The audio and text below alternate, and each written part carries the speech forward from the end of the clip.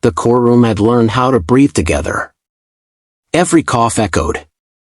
Every shuffle of a shoe sounded louder than it should have. Even the clock above the judge's bench seemed to hesitate, its second hand stuttering as if it, too, sensed the weight of what was about to happen. Marcus Hill stood at the defense table, hands folded so tightly his knuckles had turned pale. At 24, he already looked older than his years, his jaw set in a way that came from learning too early that the world did not bend easily for people who looked like him. He wore a borrowed navy suit that pinched at the shoulders and shoes polished by his mother the night before with shaking hands. Behind him, the public gallery was full.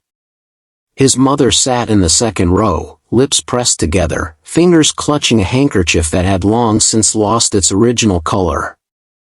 His younger sister stared straight ahead, refusing to blink, as though keeping her eyes open could keep time from moving forward. At the front of the room, Judge Raymond Hawthorne adjusted his glasses. He was a tall man in his late 50s, with silver hair carefully combed back and a voice that newspapers liked to describe as measured and authoritative. For years, his name had carried weight in New York's legal circles. Tough but fair. A man who believed in law and order. A man who did not tolerate excuses. He glanced at the file before him, then looked up at Marcus. "Mr. Hill," Hawthorne said calmly, "you have been found guilty by a jury of your peers." The words landed like a physical blow. Marcus's attorney, Daniel Foster, stiffened beside him. Daniel had tried to prepare his client for this moment, but no preparation could soften the sound of finality in the judge's voice. Hawthorne continued, his tone almost conversational. "Armed robbery. Assault in the second degree. Possession of an illegal firearm." Marcus swallowed. He wanted to speak, to say that the gun had never been his, that the store clerk had hesitated during identification, that the surveillance footage was grainy at best. But the rules of the room did not belong to him. Judge Hawthorne folded his hands. "In reviewing the circumstances, the court finds no mitigating factors." Daniel Foster's head snapped up. "No mitigating factors," he said, unable to stop himself. Hawthorne raised an eyebrow. "Counsel, you've had ample opportunity to be heard." "With respect, Your Honor," Daniel pressed, "my client has no prior violent offenses, maintains steady employment, and—" Hawthorne lifted a hand, silencing him without effort. "I've heard enough," he said. "The law must send a message." A murmur rippled through the gallery. Marcus felt his mother's breath hitch behind him. "The defendant," Hawthorne continued, "is hereby sentenced to 25 years in state prison." The room froze. For a split second, no one reacted. It was as if the air itself had been cut. 25 years. Marcus's knees nearly buckled. He stared at the judge, convinced he must have misheard. 25 years was not a sentence, it was a life erased. He would be nearly 50 when he came out, if he came out at all. His mother let out a sound that was not quite a scream, not quite a sob. His sister covered her mouth, tears spilling silently down her cheeks. Daniel Foster stood there, stunned. "Your Honor," he said hoarsely, "that sentence far exceeds the standard range." Hawthorne's gaze hardened. "Perhaps," he replied, "but this court has discretion. And I will not apologize for protecting the public."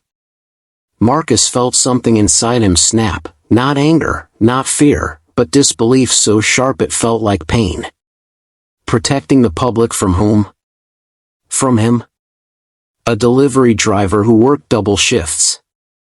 A man who had been 2 blocks away when the robbery occurred. As officers moved in to escort him away, Marcus turned his head, searching for his mother. "I didn't do it," he said, his voice cracking despite his effort to keep it steady. "Mama, I swear I didn't." She stood abruptly, gripping the bench in front of her. "I know," she whispered fiercely. "I know." Judge Hawthorne did not look at her. As Marcus was led toward the side door, he caught one last glimpse of the bench. Hawthorne was already signing paperwork, his expression neutral, as though he had just finished a routine administrative task. The next case was being called. The machinery of justice moved on. What no one in that room realized, not Daniel Foster, not the weeping family, not even Marcus himself, was that this verdict was not an exception. It was part of a pattern. And this time, someone was finally going to notice. To the public, Judge Raymond Hawthorne was a symbol of certainty in an uncertain city. His portrait hung in the lobby of the Manhattan Criminal Courthouse, framed in polished wood, his expression calm and unwavering. Law students quoted his rulings in classrooms. Prosecutors spoke his name with a mixture of admiration and relief. If a case landed in Hawthorne's courtroom, it was unlikely to unravel. At 58, he had built a reputation carefully, brick by brick. Former Marine. Top of his class at law school.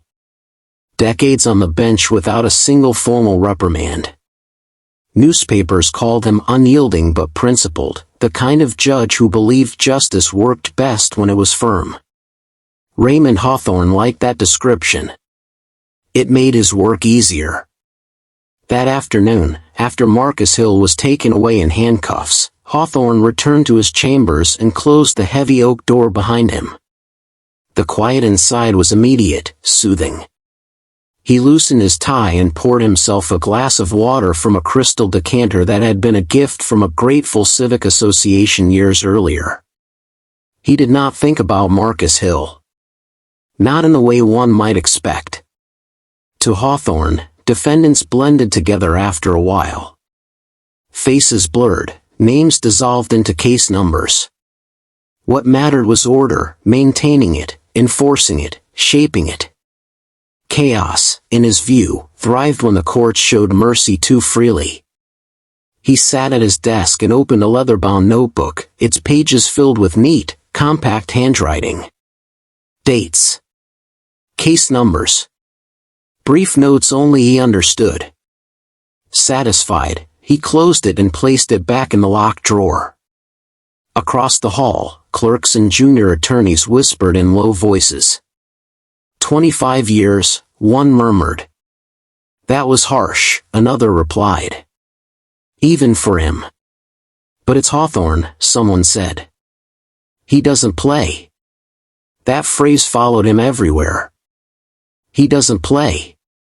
What they did not see were the private routines that defined him far more than his public image. Every Wednesday evening, Hawthorne dined alone at a quiet steakhouse on the Upper East Side. Same table. Same order. The staff knew better than to engage him in conversation. After dinner, he made a phone call from his car, always brief, always precise. Done, he would say. Or, proceed. On paper, his finances were immaculate. His lifestyle modest for a man of his position. A well-appointed apartment. No extravagant vacations. No obvious vices. And yet, money moved around him in subtle ways. Donations appeared in obscure political action committees. Investments shifted through shell corporations that had no clear purpose. A trust fund, supposedly inherited, seemed to replenish itself year after year. None of it raised alarms. Why would it? Judge Hawthorne presided over justice. People trusted him instinctively. Daniel Foster did not. He sat alone in his cramped office that evening, the city's hum pressing in through the windows. Marcus Hill's case file lay open on his desk, pages marked with yellow tabs and red notes. He replayed the sentencing in his mind, the speed with which Hawthorne had shut him down, the absence of hesitation. Judges were human, they weighed, they paused. Hawthorne had done neither. Daniel leaned back, rubbing his temples. This wasn't his first loss, and it wouldn't be his last. But something about this one gnawed him. He pulled up a database of recent cases assigned to Hawthorne's courtroom. Armed robbery. Drug possession. Assault. He scanned the names. Black. Black. Black. That alone didn't prove anything. New York's criminal justice system was a maze of inequality, and patterns emerged everywhere if one looked hard enough. Daniel knew that. He had argued it in court more times than he could count. Still, he noticed something else. Sentences. Hawthorne's were consistently higher. Not just above average, sometimes dramatically so. Especially when the defendants were young. Especially when they lacked private counsel. Daniel frowned. He cross-referenced a similar case from another courtroom, same charges, similar evidence, lighter sentence by nearly half. Coincidence, he told himself. But doubt had already taken root. Meanwhile, Hawthorne sat in his apartment, watching the evening news with the sound turned low. A segment on criminal justice reform played briefly before cutting to a story about rising crime rates. He smiled faintly. People like simple narratives. Good and bad. Order and disorder. Judges like him fit neatly into that story. His phone buzzed. A single message appeared, next docket confirmed. Hawthorne deleted it immediately. He rose, straightened his jacket, and looked at his reflection in the mirror. A respected man stared back. A man above reproach. Tomorrow, he would return to the bench. He would issue more rulings, more sentences. The city would keep turning, unaware of the quiet calculations shaping its future. What no one yet understood was that Judge Raymond Hawthorne did not merely believe in the law. He believed in using it. And the system had given him everything he needed to do exactly that. Daniel Foster had learned, over the years, to distrust his instincts. In his line of work, emotion could blur facts, and outrage could become a liability. Every case felt unjust to someone, and every defendant had a family convinced the system had failed them. If Daniel chased every suspicion, he would drown. But Marcus Hill's sentence refused to leave him alone. 2 weeks after the verdict, Daniel sat in the quiet corner of the public law library, surrounded by case files stacked like uneven towers. The fluorescent lights hummed faintly overhead. Outside, New York moved at its usual relentless pace, but inside the room, time slowed to the rhythm of page turns and scribbled notes. He had narrowed his focus. Not every case in Judge Hawthorne's courtroom. Just the ones that fit a specific profile. Young. Black. Limited financial resources. Charges that lean heavily on police testimony rather than physical evidence. The list grew faster than he expected. Terrence Brooks, age 21. Convicted of drug distribution. Sentence, 18 years. Calvin Moore, 26. Armed burglary. Sentence, 22 years. Jamal Reed, 19. Possession of a weapon. Sentence, 15 years. Daniel paused, pen hovering over the page. 19. Barely out of high school. He compared those sentences to statewide averages. The disparities were undeniable. In similar cases, defendants elsewhere were receiving half the time, sometimes less. Probation in some instances. Daniel leaned back in his chair, heart pounding. This was not a coincidence. Still, patterns were dangerous things. See enough dots, and the human mind would connect them whether they belonged together or not. He needed context. Confirmation. Something solid. He began attending sentencings in Hawthorne's courtroom, not as counsel, but as an observer. From the back row, he watched the ritual unfold again and again. The judge listened with the same expressionless focus. Defendants spoke, voices trembling, pleading for mercy. Mothers cried. Fathers clenched their fists. Public defenders argued mitigating factors, rehabilitation, second chances. Hawthorne's responses rarely changed. "I've considered the arguments. The court must send a message. Actions have consequences." And then came the numbers. Always higher than expected. Always final. Daniel noticed something else, too. Hawthorne asked fewer questions in these cases. He accepted prosecution narratives with little scrutiny. Objections were overruled swiftly, almost impatiently. Yet when defendants were white, or when expensive attorneys filled the courtroom with polished arguments, the judge slowed down. He weighed. He deliberated. Daniel wrote it all down. Across the city, Marcus Hill was learning how quickly hope could erode. Rikers Island was loud, chaotic, and indifferent. Marcus kept his head down, counting days that already felt like years. Every phone call with his mother ended the same way, with forced optimism and unspoken fear. "They'll fix this," she said. "They have to." Marcus wanted to believe her. But he had watched men older than him move through intake with resignation etched into their faces.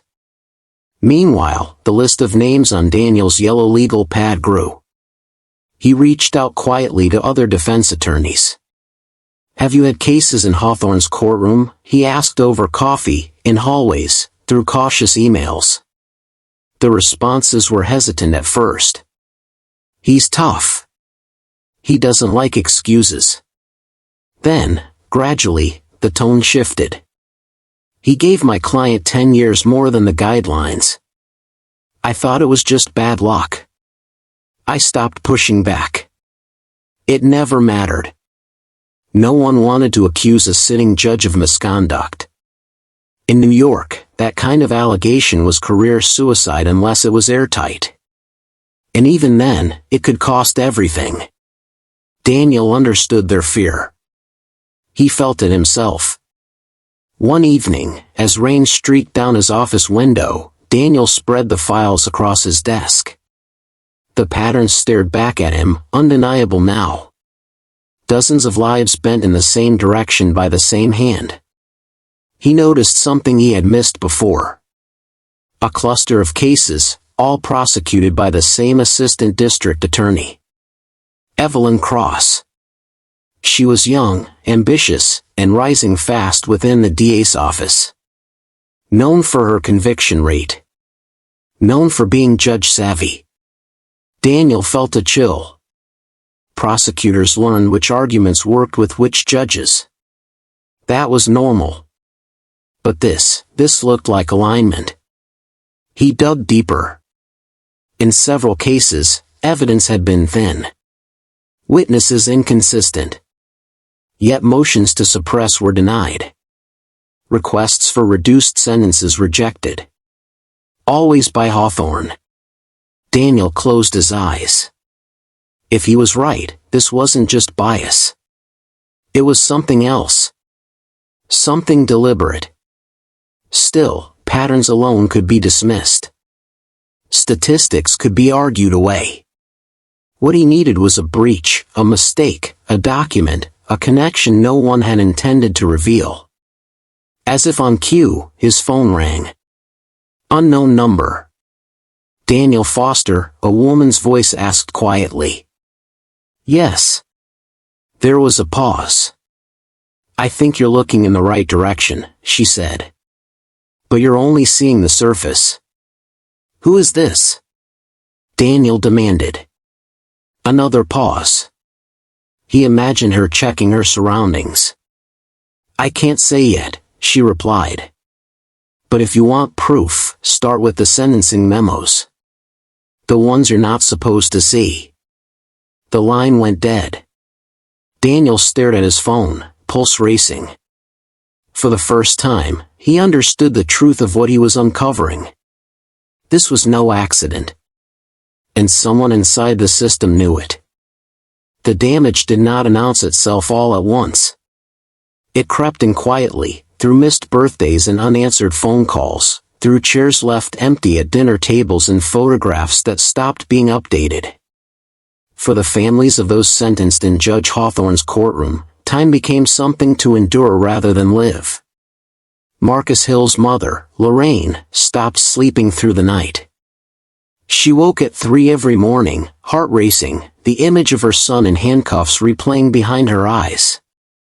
Some nights she sat at the kitchen table, staring at a stack of unopened mail, legal notices, bills, letters she was too afraid to read. On others, she folded and refolded Marcus's clothes, as though keeping them neat might somehow keep him close. His younger sister, Tiana, changed in ways no one expected. Once talkative and quick to laugh, she grew quiet, her grades slipping. At school, teachers spoke in hushed tones about adjustment issues. No one said what everyone knew: her brother had been taken, and the world no longer felt safe. Across the city, similar stories unfolded. Terrence Brooks's father stopped going to church after his son was sentenced. He sat alone in his apartment, the pew where his family once gathered now a painful reminder of what had been lost. Terrence had been the first in the family to attend college. Now, his textbook sat boxed under a bed, collecting dust. Calvin Moore's fiancée postponed their wedding indefinitely. At 26, Calvin had been planning a future, savings, a small business, a life measured in goals rather than court dates. 22 years erased that future in a single afternoon. For Jamal Reed, the youngest of them all, the prison system became his education. He learned quickly which guards to avoid, how to keep his voice neutral, how to swallow anger before it turned into punishment. At 19, his innocence was not a shield, it was a vulnerability. These were not statistics. They were lives interrupted. Daniel Foster began visiting his clients in person more often, even when there was little news to share. He sat across thick glass panels, listening as men tried to sound hopeful for their family's sake. "They say I'm strong," Marcus told him during one visit. "But I feel like I'm disappearing." Daniel had no answer that would make that better. Instead, he listened. At home, Daniel's wife noticed the change in him. He spoke less, slept fitfully, and carried the weight of other people's grief into their living room. "You can't save everyone," she said gently one night. "I know," Daniel replied. "But I can't ignore this." Meanwhile, Judge Hawthorne remained untouched by the suffering his decisions created. He attended charity galas, shaking hands and posing for photographs. At one event, he was praised publicly for his commitment to public safety. The applause was loud and sincere. He accepted it with a modest nod. That same week, he sentenced another young black man to 17 years. In the DA's office, Assistant District Attorney Evelyn Cross reviewed case files with mechanical efficiency. She had learned early in her career that emotion slowed progress. Results, on the other hand, opened doors. Her conviction rate was impeccable. She told herself the defendants were guilty. The evidence, while sometimes circumstantial, was sufficient. The judge agreed. That was enough. Yet, late at night, doubts surfaced uninvited. She remembered one case in particular, a defendant who had stammered through his allocution, voice breaking as he spoke about his daughter. Hawthorne had barely looked at him. Evelyn had felt a flicker of unease then. She pushed it aside. This was how the system worked, she reminded herself. But the unease lingered. Daniel's investigation began to intersect with the human cost in ways he hadn't anticipated. Lorraine Hill started attending court hearings, not just her son's, but others. She sat quietly in the back row, watching as new families entered the same nightmare she knew too well. She recognized the look immediately. The hope. The fear. The moment it all collapsed. One afternoon, she approached a woman in the hallway whose son had just been sentenced. "How long?" Lorraine asked softly. 20, the woman replied, tears streaming down her face. Lorraine nodded. No words were necessary. These informal gatherings grew. Mothers exchanged phone numbers. Fathers shared legal advice they barely understood themselves. A small, fragile network formed, bound together by loss and disbelief. They began to notice patterns, too. "The same judge," someone said quietly. Lorraine felt a chill. When she mentioned this to Daniel, his expression tightened. "You're not wrong," he said. "But we have to be careful." Careful to not stop the damage already done. In prison, Marcus marked his days by routine. Wake. Count. Eat. Work. Sleep. He wrote letters he didn't always send, afraid of burdening his family with his despair. One night, lying on his bunk, he wondered what his life would have been if he had taken a different street home that evening. If he had been invisible. If the law had looked at him and seen someone worth saving. He did not know that outside those walls, his name was becoming part of something larger. That his case, his life, might be the thread that unraveled a carefully constructed lie. For now, all he knew was this. Justice had not just failed him. It had moved on without looking back. The break did not come with a dramatic revelation or a smoking gun. It came, instead, with a missing signature. Daniel Foster noticed it late one evening, long after the courthouse lights had gone dark. He sat alone in his office, sleeves rolled up, the hum of the old radiator keeping him company as winter pressed against the windows. Stacked before him were photocopies of sentencing memoranda, documents rarely scrutinized by anyone outside a narrow circle of court staff. The anonymous caller's words echoed in his mind, "Start with the sentencing memos. The ones you're not supposed to see." Daniel had filed a formal request for records weeks earlier, disguising it as preparation for an appeal. Most of what he received was routine. Standard language. Boilerplate reasoning. Until he reached the file for a defendant named Andre Lewis, age 22. Andre's case mirrored Marcus Hill's almost perfectly. Same charges. Similar evidence. Same courtroom. But something was off. The sentencing memorandum bore Judge Hawthorne's name, but not his signature. Instead, there was a faint digital imprint, the kind used for internal drafts, never finalized rulings. Daniel's pulse quickened. Judges signed everything. It was a basic safeguard, a line of accountability. An unsigned sentencing memo suggested haste or interference. He cross-checked other files.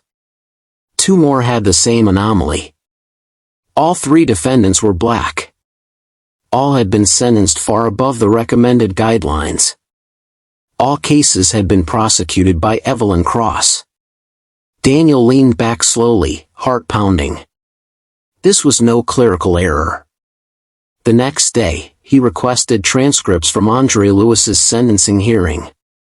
He read them line by line, searching for something, anything, that might explain the discrepancy. And then he saw it. In the transcript, Hawthorne referenced supplemental information provided by the prosecution that was not listed in the official record.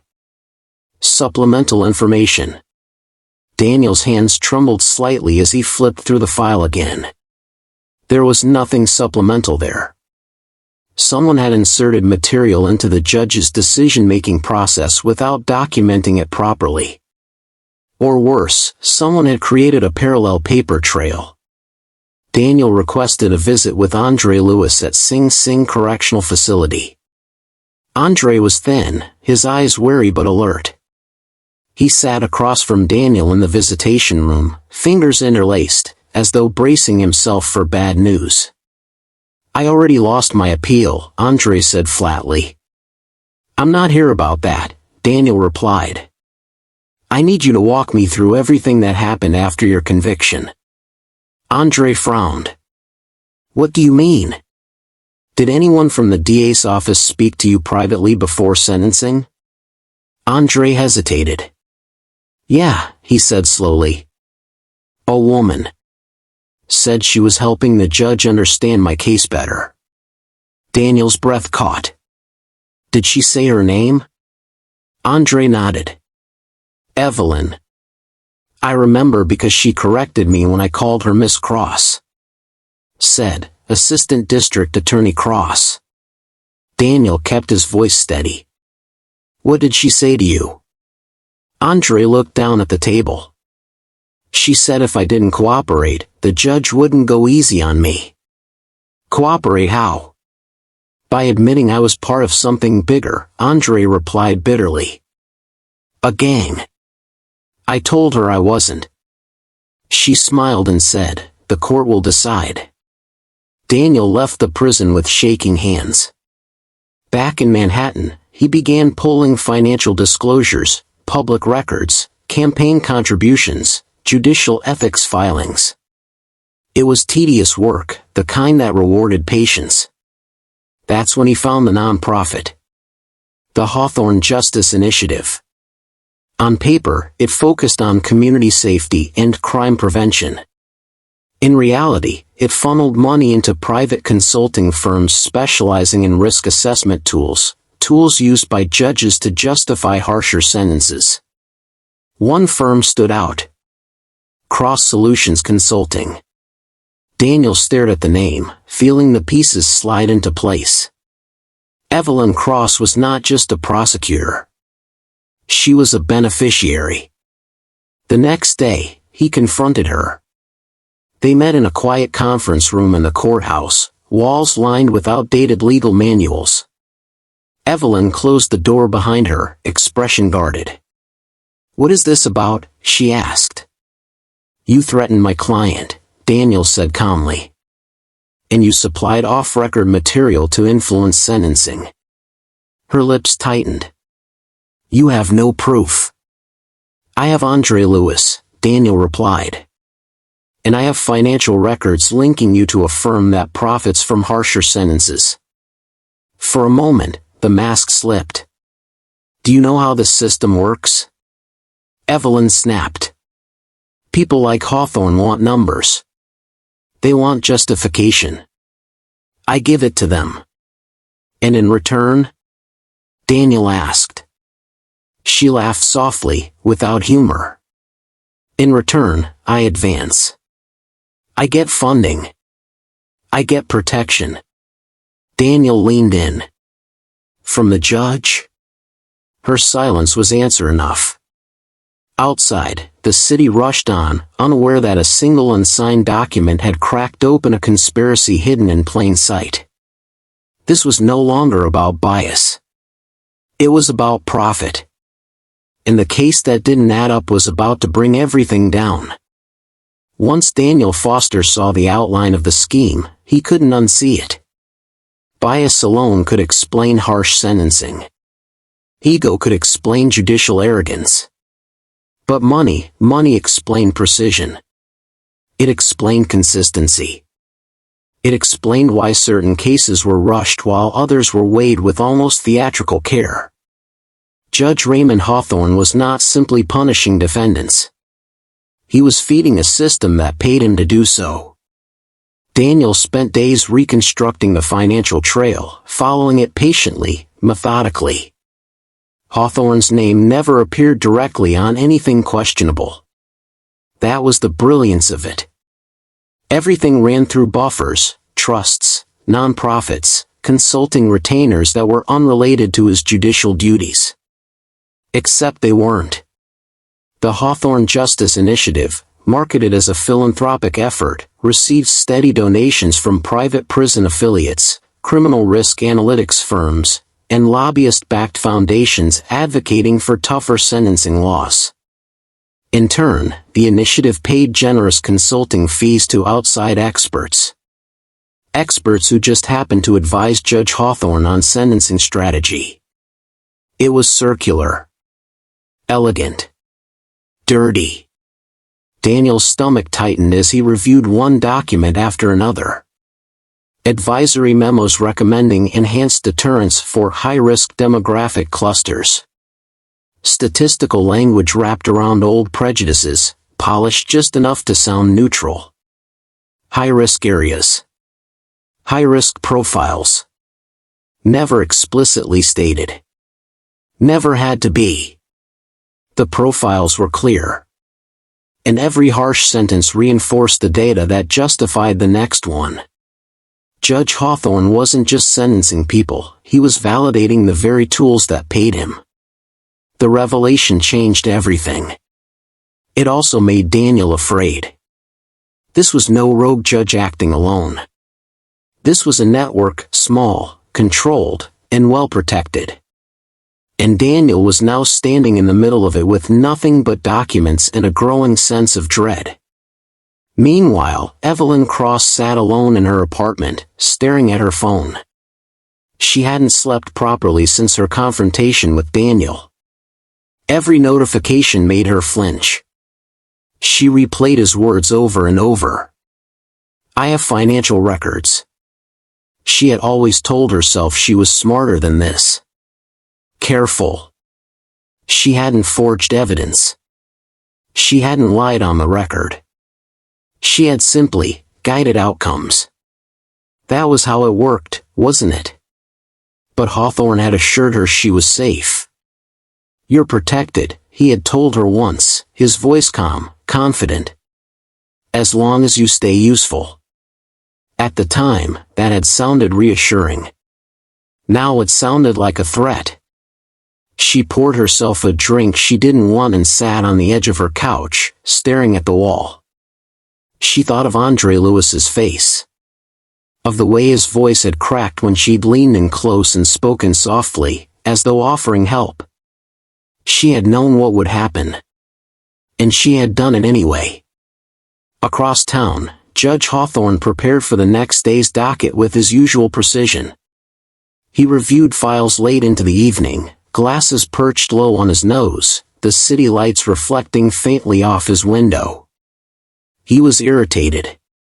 Daniel Foster was a nuisance. A mosquito buzzing too close to the ear. Still, Hawthorne was not worried. He had been careful. More careful than anyone realized. He had structured everything so that nothing could be traced directly back to him. Even if questions were raised, the system would protect one of its own. It always did. What Hawthorne did not know was that the system depended on silence. And silence was beginning to crack. Daniel took his findings to an investigative journalist named Rachel Monroe, a woman known for her restraint as much as her persistence. She listened without interrupting as he laid out the evidence, the documents, the testimonies. When he finished, she leaned back in her chair. This isn't just a scandal, she said quietly. It's an industry. Yes, Daniel replied. And it runs through that courtroom. Rachel tapped her pen against her notebook.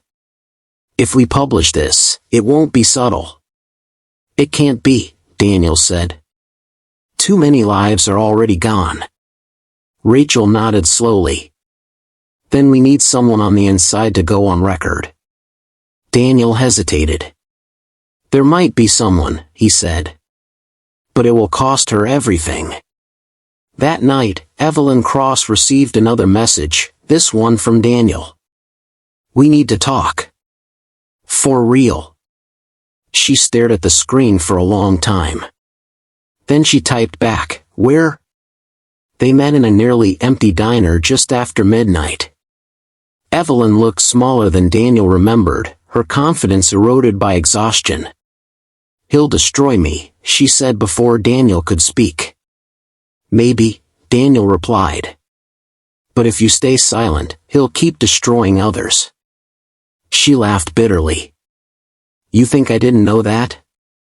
Then help stop it. Evelyn closed her eyes. I never thought it would go this far, she said. At first, it was just data. Models.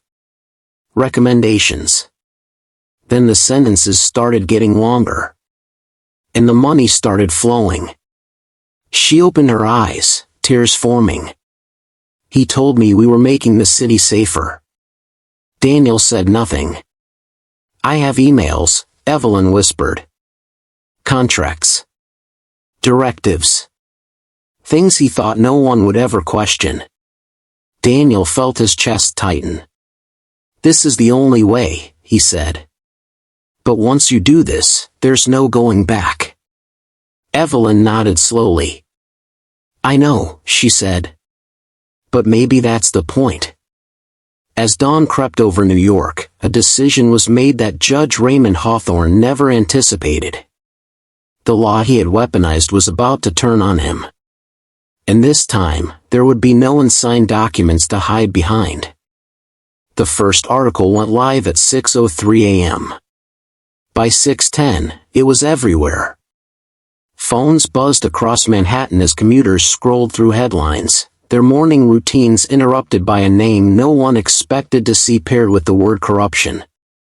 Judge Raymond Hawthorne. Rachel Monroe's investigation did not speculate. It did not exaggerate.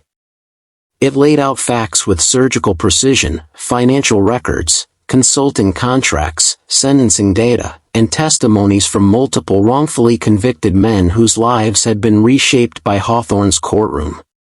By noon, the courthouse was surrounded by cameras. Hawthorne arrived through a side entrance, jaw tight, his usual calm replaced by something sharper. He could feel at the moment he stepped inside, the shift in the air, the glances that lingered too long, the whispers that followed him down the hallway. For the first time in decades, Judge Hawthorne was being watched. The chief administrative judge called an emergency meeting. Hawthorne sat at the long conference table, hands folded, listening as concerns were raised about public confidence and the integrity of the judiciary. This is a media frenzy, Hawthorne said evenly. Nothing more. Then you won't object to an internal review, someone replied. Hawthorne's eyes flickered. I object to insinuation, he said. And I object to being tried in the press. The review was ordered anyway. Across the city, Daniel Foster stood outside the courthouse, watching families gather beneath the steps. Lorraine Hill clutched a printed copy of the article, her hands trembling as she read her son's name. They finally said it, she whispered. They finally said it. For the first time since Marcus's sentencing, hope felt tangible. Inside the DA's office, panic spread quietly. Evelyn Cross resigned before she was asked to. Her statement was brief and carefully worded, but her silence spoke louder than any denial. Within hours, subpoenas followed. Emails were seized. Servers mirrored. Hard drives cataloged. Evelyn sat alone in her apartment, watching the news in silence. She did not answer calls. She did not check messages. She had already said what mattered. Judge Hawthorne's defense team moved quickly, issuing statements about his long and distinguished career and accusing activists of weaponizing race. They framed the investigation as an attack on judicial independence. Some believed them. Others didn't. As more documents surfaced, the narrative began to collapse. Emails showed Hawthorne discussing sentencing philosophy with consultants tied directly to profit-driven models. Calendar entries matched transfers from the Hawthorne Justice Initiative. Patterns became proof. The Judicial Conduct Commission launched a formal inquiry. Cases were flagged for review. Sentences stayed pending. In prison, Marcus Hill heard the news through another inmate who had seen it on television. "They talking about your judge," the man said. "Real bad." Marcus felt his chest tighten. He didn't dare believe it, not yet. When Daniel called later that day, Marcus's voice shook. "Is it real?" he asked. "It's real," Daniel said. "And it's just the beginning." Judge Hawthorne remained defiant. In his apartment, he watched the same coverage, his face impassive. He had expected resistance, scrutiny, even hostility. What he had not expected was betrayal. Evelyn Cross. Her name appeared again and again, always followed by the words cooperating witness. Hawthorne's hand tightened around his glass.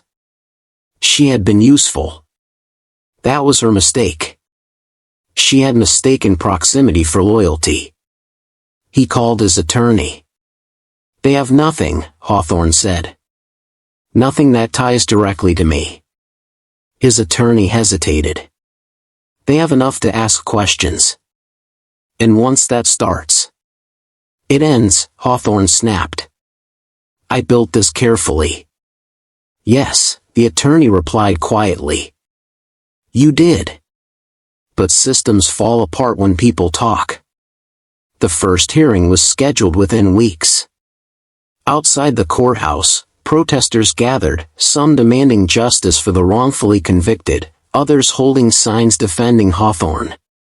The divide was sharp, emotional, loud. Inside, the atmosphere was electric. Hawthorne entered the courtroom not as a judge, but as a subject of inquiry. He sat at the defense table, posture rigid, eyes forward. For the first time, the bench was not his. Witnesses testified. Data was presented. Experts spoke about sentencing disparities and conflicts of interest. Then Evelyn Cross took the stand. She did not look at Hawthorne. She spoke clearly, deliberately, her voice steady despite the weight of what she was admitting. She described meetings, incentives, and unspoken expectations. "I believed I was advancing my career," she said. "I didn't realize how much damage I was causing until it was too late." Hawthorne's expression did not change. But those watching noticed the tension in his jaw, the way his foot tapped against the floor. When it was over, the room was silent. Outside, reporters swarmed. Inside prison walls, men like Marcus Hill waited. The walls were closing in. And for the first time, Judge Raymond Hawthorne understood something he had never allowed himself to consider. The law was no longer on his side. The morning Marcus Hill walked back into the courthouse, the city felt strangely quiet. New York was never silent, there were always horns, voices, the rumble of trains beneath the streets. But that day, Marcus noticed only his own footsteps echoing against the marble floor. Each step carried the weight of years taken from him, years spent behind steel doors and concrete walls because a man in a robe had decided his life was expendable. Judge Raymond Hawthorne was no longer behind the bench. That absence changed everything. Marcus sat beside Daniel Foster at the defense table, his hands resting openly in front of him, no cuffs, no chains. His heart beat hard enough that he worried others could hear it. Behind him, Lorraine Hill clutched Tiana's hands so tightly their fingers had gone white. The presiding judge, a woman with calm eyes and a voice sharpened by restraint, reviewed the motion to vacate Marcus's conviction. She spoke slowly, deliberately, as though aware that every word carried consequence far beyond this room. "This court finds that the original sentencing was irreparably compromised by judicial misconduct," she said. "The conviction is hereby vacated." For a moment, Marcus didn't move. The words hung in the air, unreal, fragile, like they might shatter if anyone breathed too hard. Then Lorraine sobbed. It wasn't loud. It was deep, guttural, the sound of grief finally loosening its grip. Tiana laughed through tears, pressing her face into her mother's shoulder. Marcus stood, legs trembling. Daniel placed a hand on his arm. "It's over," he said quietly. "You're free." Marcus nodded, though the word free felt too big to fit in his chest. Outside the courthouse, cameras waited. Reporters shouted questions, voices overlapping, hungry for sound bites and spectacle. "How does it feel? Do you forgive the system? Do you forgive the judge?" Marcus paused at the top of the steps. Sunlight hit his face, warm and unfamiliar. "I don't know about forgiveness," he said carefully. "But I know the truth matters." And today, the truth finally caught up. Behind him, the doors closed. Judge Hawthorne's reckoning came weeks later. He entered the courtroom not as an authority, but as a defendant. The posture he once wore so naturally now looked strained, as though his body had not yet accepted its new role. The charges were read aloud: fraud, bribery, abuse of power. The irony was unavoidable. Hawthorne listened as prosecutors described how he had manipulated sentencing to validate profit-driven models, how he had hidden financial interests behind nonprofits and consulting contracts. He listened as former defendants testified, their voices steady, their stories devastating. When it was time for allocution, Hawthorne stood. He said very little. "I believed I was serving justice," he said flatly. "I was wrong." No apology followed. No acknowledgement of harm. The judge sentenced him according to the guidelines Hawthorne himself had so often dismissed as flexible. The sentence was firm. Measured. Final. Evelyn Cross watched the proceedings from the gallery, her face pale. She had already lost everything she once valued: her career, her reputation, her future in law. Cooperation had spared her prison, but not consequence. She did not look relieved. She looked haunted. Across New York, the fallout spread. Cases were reopened. Sentences reduced. Convictions overturned. Families reunited in courtrooms filled with tears and disbelief. Not all wounds healed. Some years could not be returned. But names were cleared. Records amended. Lives restarted. Marcus returned home to an apartment that felt both familiar and foreign. His room remained almost untouched, frozen in time. The world had moved on while he had stood still. Freedom, he learned, required adjustment. Nightmares lingered. Crowded spaces made him uneasy. Silence felt too loud. But he enrolled in classes. He found work. He spoke at community meetings, standing before rooms filled with faces that mirrored his own story in different ways. "I was invisible to the system," he told them. "Until someone decided I wasn't." Lorraine watched him from the back, pride swelling alongside grief for the years they had lost. Tiana returned to school with renewed determination, telling anyone who would listen that her brother's story mattered. Daniel Foster declined interviews and awards. He returned to his practice quietly, carrying the weight of what he had seen. He knew this victory was fragile. Justice did not sustain itself. It required vigilance. In the end, New York remembered the scandal not just as the fall of a corrupt judge, but as a warning. Power, left unchecked, would always choose convenience over conscience. And silence would always be its strongest ally. But this time, silence had been broken. And in that break, in that moment when truth refused to stay buried, justice, battered and imperfect, had finally found its way back into the light.